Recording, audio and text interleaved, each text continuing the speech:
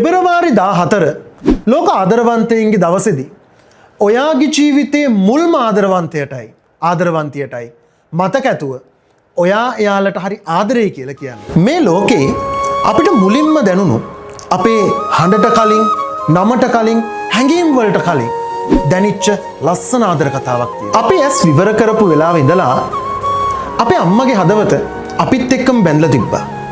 අපි ඇවිදිනකොට, වැටෙනකොට, අඬනකොට ඒ වේදනාව තමන්ගේ වේදනාවක් විදියට දැනුනේ අපේ අම්මට විතරයි. තමන්ගේ දුර්වලකම් හංගගෙන තාත්තා හැමදාම ශක්තිමත් මිනිසෙක් වගේ අපේ ඉස්සරහට ආවා.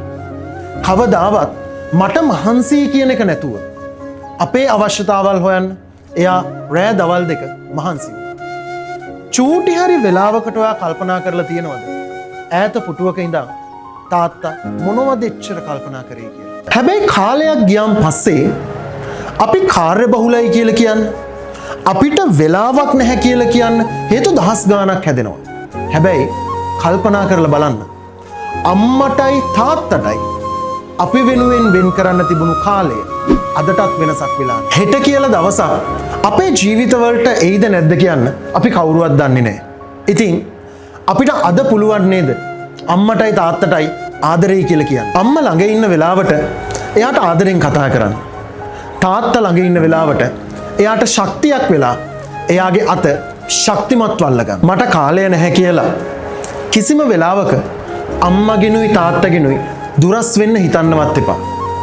අපේ පුංචි වචනයකින්, පුංචි සිනහවකින් පුළුවන් එයාලගේ මුළු ජීවිතේට ලොකු සතුටක් අපිට එකතු කරන්න. මතක තියාගන්න, එයාලගේ ආදරය තමයි අපිට මේ ලෝකේ තියෙන ලොකුම ආශිර්වාදය වෙන්නේ.